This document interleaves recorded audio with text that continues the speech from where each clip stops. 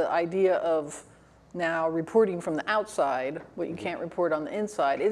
Were there programs that were stood up or that you thought should be stood up to help those outlets or to help journalists who are still alive and willing to report but can't do it from their own countries?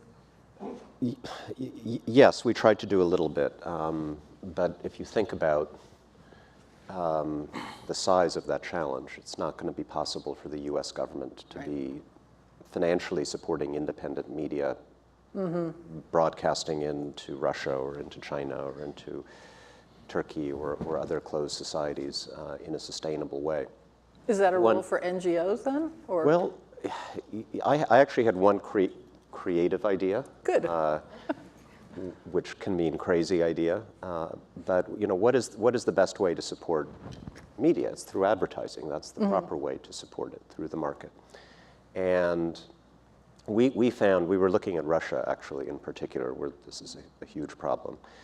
And some of my staff drew the unenviable task of having to watch Russian television because we wanted to look at particularly some of the talk shows featuring really virulently anti-American, even anti-Semitic hosts, who go off on these paranoid screeds.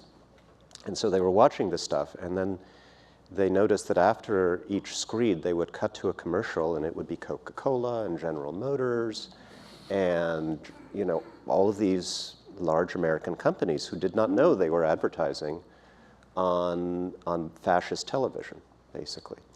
And because they're just doing big ad buys in Russia, and then the money is distributed by the local ad companies. And so the thought that I had was that our Congress, in its wisdom, should not prohibit our companies from advertising on state media in these markets, but to say, if you are going to be advertising on state media in a closed society, particularly in a country where state media is used as to